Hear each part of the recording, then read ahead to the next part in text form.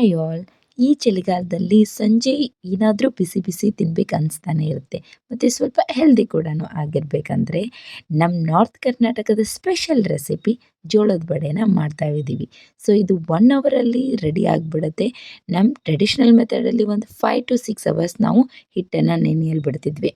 ಆದರೆ ಈ ವಿಡಿಯೋದಲ್ಲಿ ನಾನು ತುಂಬಾ ಈಸಿಯಾಗಿ ಜೋಳದ ವಡೆನ ಮಾಡ್ಕೊಂಬಿಡೋದು. ಸೊ ತಡ ಮಾಡದೆ ಹೇಗೆ ಮಾಡೋದು ಅಂತ ನೋಡೋಣ ಬನ್ನಿ.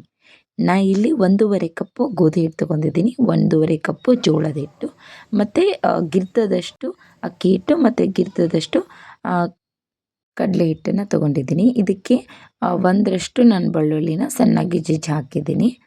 1 ಸ್ಪೂನಷ್ಟು ಅರಿಶಿನ, 1 ಸ್ಪೂನಷ್ಟು ಅಜ್ವೈನ್, ಜೀರಿಗೆ ಪುಡಿ ಮತ್ತು ಧನಿಯಾ ಪುಡಿನ ಹಾಕಿದ್ದೀನಿ. ಇಲ್ಲಿ ನಾನು ಒಂದು 2ರಿಂದ 3 ಹಸಿಮೆಣಸಿನಕಾಯಿನ ಪೇಸ್ಟ್ ಮಾಡಿದ್ದನ್ನು ಹಾಕಿದ್ದೀನಿ. ಸೊ ಇದನ್ನು ಎಲ್ಲವನ್ನು ಚೆನ್ನಾಗಿ ಹಿಟ್ಟಲ್ಲಿ ಮಿಕ್ಸ್ ಮಾಡೋಣ. ಇದು ಮೆಣಸಿನ್ಕಾಯಿ ಪೇಸ್ಟ್ ಒಂದೇ ಕಡೆ ಕುಂತ್ಬಿಡುತ್ತೆ. ಸೊ ಇದನ್ನು ಈ ಥರ ತಿಕ್ಕಿ ಚೆನ್ನಾಗಿ ಎಲ್ಲವನ್ನು ಮಿಕ್ಸ್ ಮಾಡ್ಕೊಳ್ಳೋಣ. ಆಮೇಲೆ ಇದಕ್ಕೆ ಸ್ವಲ್ಪನೇ ನೀರು ಹಾಕಿ ಒಂದು ಪೂರಿ ಹಿಟ್ಟಿನ ಅದಕ್ಕೆ ನಾದೋಣ. ತುಂಬ ಮೆತ್ತಗೂ ಬೇಡ, ಯಾಕಂದರೆ ಎಣ್ಣೆ ಜಾಸ್ತಿ ಕುಡಿದ್ಬಿಡುತ್ತೆ. ಸೊ ಸ್ವಲ್ಪನೇ ನೀರು ಹಾಕಿಬಿಟ್ಟು ಇದನ್ನು ಚೆನ್ನಾಗಿ ಗಟ್ಟಿಯಾಗಿ ನಾದಬೇಕು. ನೋಡಿ, ಇಷ್ಟು ಗಟ್ಟಿಯಾಗಿ ನಾನು ಇದನ್ನು ನಾದ್ತಾ ಇದ್ದೀನಿ. ಇದರಲ್ಲಿ ನೀವು ಒಂದು 5-6 ಜನ ತಿನ್ನೋಷ್ಟು ನಿಮಗೆ ಜೋಳದ ವಡೆ ಆಗುತ್ತೆ, ಮತ್ತು ಟೇಸ್ಟ್ ಕೂಡ ತುಂಬಾ ಚೆನ್ನಾಗಾಗುತ್ತೆ. ಸೊ ಇದು ನೋಡಿ, ಹಿಟ್ಟನ್ನು ಆಲ್ರೆಡಿ ಚೆನ್ನಾಗಿ ಗಟ್ಟಿಯಾಗಿ ನಾದಿಟ್ಕೊಂಡಿದ್ದೀನಿ, ಅಂದರೆ ಎಣ್ಣೆ ತುಂಬಾ ಕಮ್ಮಿ ಕುಡಿಯುತ್ತೆ. ಸೊ ಈಗ ನಾನು ಇದನ್ನು ಮುಚ್ಚಿಬಿಟ್ಟು 1 ಅವರ್ ನೆನೆಯೋಕೆ ಬಿಡ್ತಾ ಇದ್ದೀನಿ. ನೋಡಿ, ಈಗ 1 ಅವರ್ ಆಗಿದೆ. ಒಂದು ಸ್ವಲ್ಪ ಉಳ್ಳೆ ಹಿಡಿದ್ಬಿಟ್ಟು ನಾನು ಈ ಥರ ಚೆನ್ನಾಗಿ ಇದನ್ನು ಕೈಯಿಂದನೇ ಉಳ್ಳೆಯನ್ನು ಹರ್ಕೋತಾ ಇದ್ದೀನಿ. ನೋಡಿ, ಇಷ್ಟಿಷ್ಟೇ ಉಳ್ಳೆಯನ್ನು ಮಾಡೋಣ. ಜೋಳದ ವಡೆ ಅಂದರೆ ಸ್ವಲ್ಪ ನಾವು ದಪ್ಪಗೆನೇ ಮಾಡಬೇಕು. ಸೊ ಇದನ್ನು ಸ್ವಲ್ಪ ದಪ್ಪಗೆನೇ ಲಟ್ಟಿಸ್ಕೊಳ್ಳೋಣ. ತುಂಬ ತಿಳು ಲಟ್ಟಿಸ್ಕೊಂಡ್ರೆ ಒಂಥರ ಪೂರಿ ಥರ ಆಗಿಬಿಡುತ್ತೆ. ಸೊ ಒಂದು ಸ್ವಲ್ಪ ದಪ್ಪಾಗಿಯೇ ಇದನ್ನು ಲಟ್ಟಿಸ್ಕೊಳ್ಬೇಕು.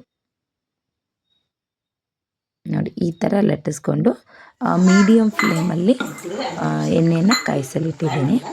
ಸೊ ಮೇಲೆ ಸ್ವಲ್ಪ ಟ್ಯಾಪ್ ಮಾಡಿದರೆ ಸಾಕು. ನೋಡಿ, ಇಷ್ಟು ಚೆನ್ನಾಗಿ ಪೂರಿ ಥರ ಹೋಗ್ತಾ ಇದೆ ಅಂತ ನೋಡಿ. ಇದು ಸ್ವಲ್ಪ ಬ್ರೌನ್ ಕಲರ್ ಬರೋವರೆಗೂ ಈ ವಡೆಯನ್ನು ಕರಿಯೋಣ. ನೋಡಿ, ಈಗ ಬ್ರೌನ್ ಕಲರ್ ಆಗಿದೆ. ಸೊ ಇದನ್ನು ನಾನು ತಗೊಳ್ತಾ ಇದ್ದೀನಿ. ನಮ್ಮ ಬಿಸಿ ಬಿಸಿಯಾದಂಥ ನಾರ್ತ್ ಕರ್ನಾಟಕ ಸ್ಪೆಷಲ್ ರೆಸಿಪಿ ಜೋಳದ ವಡೆ ರೆಡಿಯಾಗಿದೆ. ಸೊ ಇದನ್ನು ಬಿಸಿ ಬಿಸಿಯಾಗಿ ತಿಂದರೆ ತುಂಬಾ ಟೇಸ್ಟಿಯಾಗಿರುತ್ತೆ. ಮಕ್ಕಳಿಗೂ ಕೂಡ ಇದು ತುಂಬಾ ಇಷ್ಟ ಆಗುತ್ತೆ.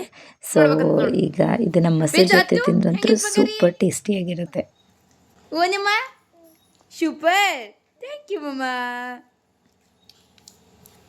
ವಿದು ಹೆಂಗೈತಿ ಮಮ್ಮ? ಗಪ್ಪರ ವಿದು ಹೆಂಗೈತಿ? ಸೂಪರ್ ಆಗಿದೆ ಅಂತೆ. ಸೊ ನೀವು ಕೂಡ ಈ ರೆಸಿಪಿನ ಮನೆಯಲ್ಲಿ ಟ್ರೈ ಮಾಡಿ ತುಂಬಾ ಇಷ್ಟಪಡ್ತೀರಾ. ಸೊ ಈ ರೆಸಿಪಿ ನಿಮಗೆ ಇಷ್ಟ ಆದರೆ like, share and subscribe. Thank you.